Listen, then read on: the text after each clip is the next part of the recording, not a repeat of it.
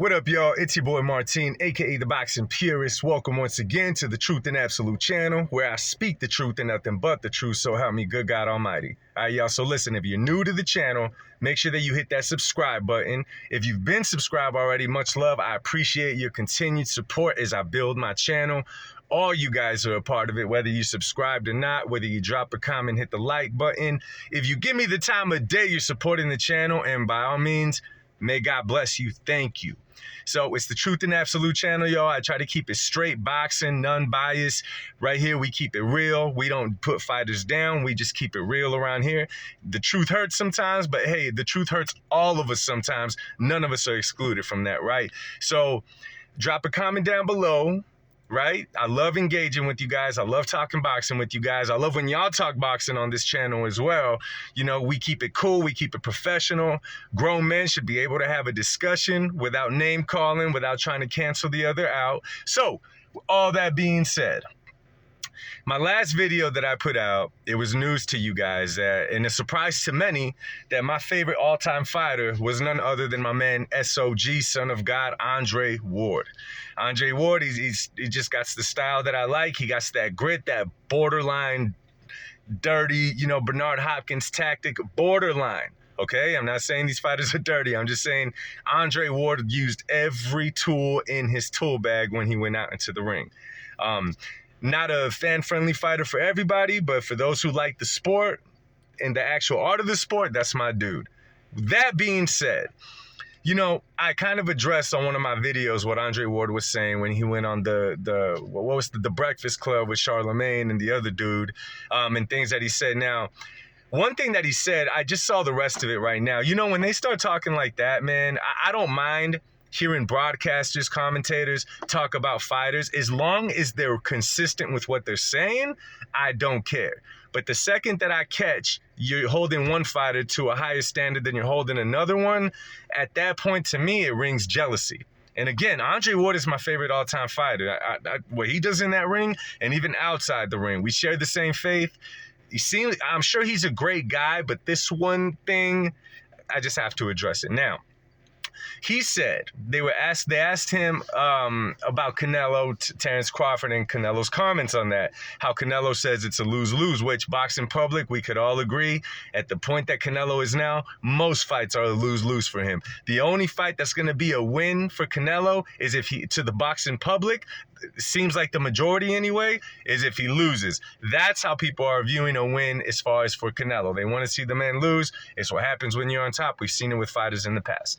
Anyway, Andreward said Canelo didn't have a problem fighting Amir Khan when he fought Amir Khan, which is very true. At the time, I think Amir Khan was campaigning at 147, Canelo was at 54 or 160, and they met at a 155 catch weight, if I remember correctly. Maybe 157. I'm not sure. It was a catch weight nonetheless. I won't hide that. And he says, let's keep it consistent. That's what Andreward said about Canelo. But see, once you dig into that, and this is the thing, y'all, Andreward has way more info than I do when it comes into looking at boxers, their career, who they're going to fight next, who they could have fought next. The list goes on and on. He has access to all of that. Myself, like a lot of you guys, we go off of Twitter, we go off of YouTube, we search on the internet, we get what we can, and we make content with what we can make with it. Topics for discussion, you know, news to share, keeping up on certain things, whatever. So having that much info to you, and you choose to only attack Canelo, because it's an attack at this point. Andreward has been dissing Canelo for fights over and over. I remember when Beterbiev, I don't know if it was Anthony Yarde that he fought, but he didn't look vulnerable, but he got hit a lot in that. And I'll never forget Andreward was like, a lot of fighters are going to want to fight Beterbiev. Now, obviously, he was taking a shot at Canelo.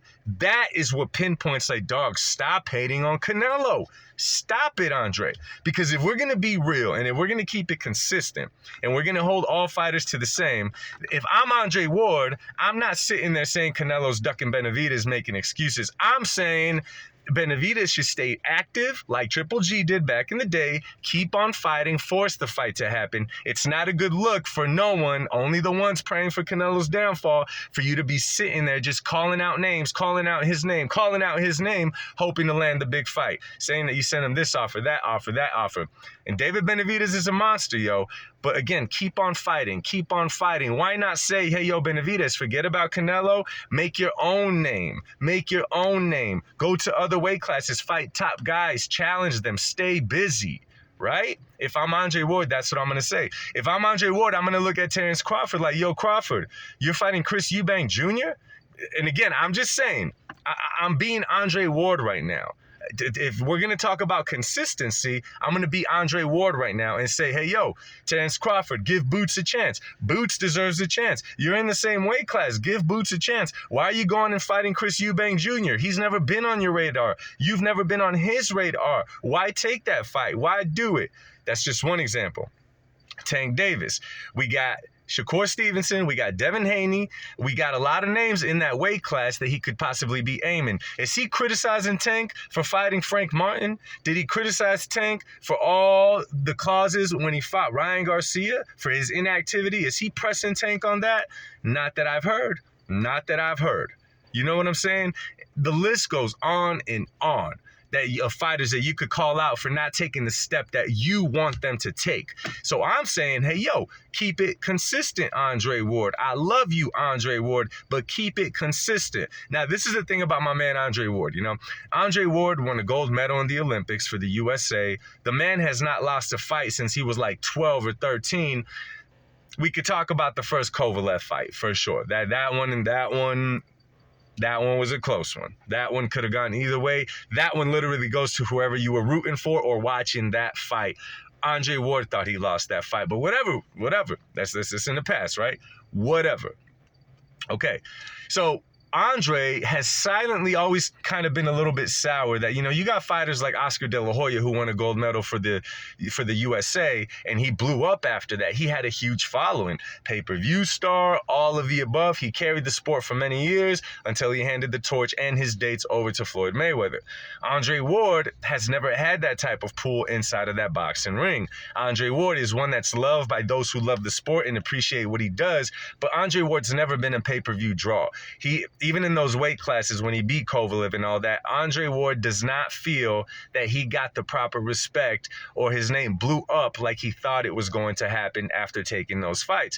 Andre Ward is also took a lot of layoffs when he was in the sport of boxing due to promotional whatever. And when it's promotion and all that, whatever, because to us, the boxing public, it's all the same. We're not seeing you fight, and that's all there is to it, right? Whatever's going on with you, you're obviously not trying to fight. And I feel like Andre's always been a little bit sour because of that. So right now he attacks Canelo. Canelo happens to be campaigning at 168 where Andre Ward was. Now, Andre Ward at 168, where I became a humongous fan of him is when he cleaned up the Super 6 tournament, right? The way that he beat everybody was just incredible, and I'll never take credit from him from that. How he beat Chad Dawson, the list goes on and on with Andre Ward. So Andre Ward sees it like, I did a lot more than Canelo at 168, and at this point, I'll agree with that. I'll definitely agree with that. Not taken from Canelo, but Canelo started at a lower weight class, right? Apples and oranges here. So I could see why Andre Ward feels a type of way. He probably feels like, why didn't I get this credit when I was at 168? Well, Andre Ward, the sad truth about the boxing business that you know even more than I do is that it's a boxing business. Small B for boxing, humongous B for business. Ultimately, these people are investing to make money. Right? The fighter is the fighter. The people around the fighter are trying to get paid. And if you don't sell, you don't sell, bro. Terence Crawford has the same problem. Great boxer, probably pound for pound #1 in the world, but the man can't sell if he doesn't have a strong B-side. He doesn't have his city behind him. He doesn't have all that behind him. It's just how it goes in the sport. I didn't write the rules, nor did anyone else. That's just how it goes. It's not on the talent, it's on fan bases, unfortunately. Us, the boxing purists, like on my channel, all of us here could talk boxing and keep it boxing, not sales, pay-per-view buys, how much you made in your career, so forth. None of that matters to us. Who cares? But the reality is it's a boxing business.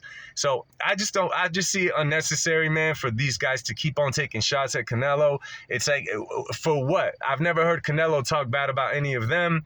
So why do that? You know what I'm saying? And again, you could be sour about all those things. And guess what? You're welcome to criticize Canelo. But if you're going to criticize him for those things, keep it consistent in your words, Andre Ward, across the board. Don't only hold those standards to Canelo with stuff that you've said in the past, because it just makes it seem you're sour towards him. You know what I'm saying? So I just wanted to share that with y'all boxing fans. Let me know what y'all think, my boxing family. Drop a comment down below. Also, I'm going to be trying to go live here soon, and I would appreciate all you guys to come by. You know what I'm saying? All y'all to come by, show your support. You guys make this channel. I just sit here and act silly in front of this little cheap camera that I have. You know what I'm saying? So that being said, happy Friday. I'll definitely put out more content today. I look forward to y'all watching and engaging with you guys, my friends. Drop a comment down below. Have a blessed day. And remember, the truth shall set you free. Much love. God bless y'all. Peace.